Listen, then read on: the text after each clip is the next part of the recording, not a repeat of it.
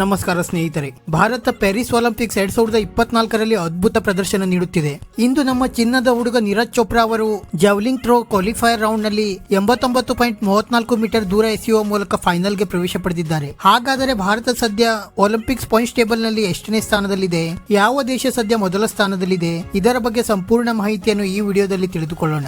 ದಯವಿಟ್ಟು ವಿಡಿಯೋ ಕೊನೆಯ ತನಕ ನೋಡಿ ಮತ್ತೆ ಇತರರಿಗೂ ಕೂಡ ಶೇರ್ ಮಾಡಿ. ಅದಕ್ಕೂ ಮುನ್ನ ಸ್ನೇಹಿತರೆ, ನೀವು ಕೂಡ ನೀರಜ್ ಚೋಪ್ರಾ ಅವರು ಚಿನ್ನದ ಪದಕ ಗೆಲ್ಲಲು ಬಯಸುತ್ತಿದ್ದರೆ ಈ ವಿಡಿಯೋಗೆ ಒಂದು ಲೈಕ್ ಮಾಡಿ ಮತ್ತೆ ನಮ್ಮ ಈ ಚಾನೆಲ್ ಅನ್ನು ಸಬ್ಸ್ಕ್ರೈಬ್ ಮಾಡಲು ಮರೆಯಬೇಡಿ. ಸ್ನೇಹಿತರೆ, ಸದ್ಯದ ಪದಕಗಳ ಪಟ್ಟಿಯ ಕಡೆಗೆ ನೋಡುವುದಾದ್ರೆ ಸದ್ಯ 10ನೇ ಸ್ಥಾನದಲ್ಲಿರುವ ನೆದರ್ಲೆಂಡ್ ದೇಶ 7 ಗೋಲ್ಡ್ 5 ಸಿಲ್ವರ್ 6 ಕಂಚಿನ ಪದಕ ಗೆದ್ದು ಒಟ್ಟು 18 ಪದಕದೊಂದಿಗೆ 10ನೇ ಸ್ಥಾನದಲ್ಲಿದ್ದರೆ, ಜರ್ಮನಿ ದೇಶ 8 ಗೋಲ್ಡ್ 5 ಸಿಲ್ವರ್ 4 ಕಂಚಿನ ಪದಕ ಗೆದ್ದು 17 ಪದಕದೊಂದಿಗೆ 9ನೇ ಸ್ಥಾನದಲ್ಲಿದೆ. ಮತ್ತೆ ಇಟಲಿ ದೇಶ 9 ಗೋಲ್ಡ್ 10 ಸಿಲ್ವರ್ 6 ಬ್ರಾನ್ಸ್ ಪದಕ ಗೆದ್ದು ಒಟ್ಟು 25 ಪದಕದೊಂದಿಗೆ 8ನೇ ಸ್ಥಾನದಲ್ಲಿದ್ದರೆ, ಜಪಾನ್ ದೇಶ 10 ಗೋಲ್ಡ್ 5 ಸಿಲ್ವರ್ 11 ಬ್ರಾನ್ಸ್ ಪದಕದ ನೆರವಿನಿಂದ ಒಟ್ಟು 26 ಪದಕದೊಂದಿಗೆ 7ನೇ ಸ್ಥಾನದಲ್ಲಿದೆ. ಮತ್ತೆ ಕೊರಿಯಾ ದೇಶ 11 ಗೋಲ್ಡ್ 8 ಸಿಲ್ವರ್ 7 ಬ್ರಾನ್ಸ್ ಪದಕ ಗೆದ್ದು ಒಟ್ಟು 26 ಪದಕದೊಂದಿಗೆ 6ನೇ ಸ್ಥಾನದಲ್ಲಿದ್ದರೆ, ಗ್ರೇಟ್ ಬ್ರಿಟನ್ ದೇಶ 12 ಗೋಲ್ಡ್ 13 ಸಿಲ್ವರ್ 17 ಕಂಚಿನ ಪದಕದ ನೆರವಿನಿಂದ ಒಟ್ಟು 42 ಪದಕ ಗೆದ್ದು ಸದ್ಯ 5ನೇ ಸ್ಥಾನದಲ್ಲಿದೆ. ಮತ್ತೆ ಆಸ್ಟ್ರೇಲಿಯಾ ದೇಶ ಸದ್ಯ 13 ಗೋಲ್ಡ್ 12 ಸಿಲ್ವರ್ 8 ಕಂಚಿನ ಪದಕ ಗೆದ್ದು ಒಟ್ಟು 33 ಪದಕದೊಂದಿಗೆ 4ನೇ ಸ್ಥಾನದಲ್ಲಿದ್ದರೆ,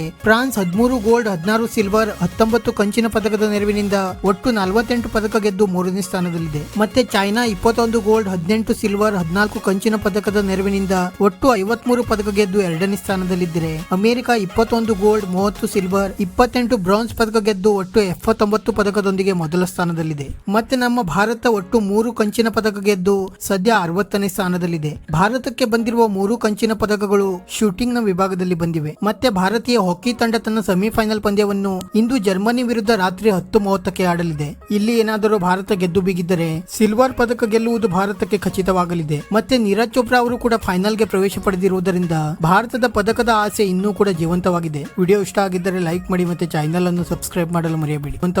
ವಿಡಿಯೋ ಇಷ್ಟ ಆಗಿದ್ದರೆ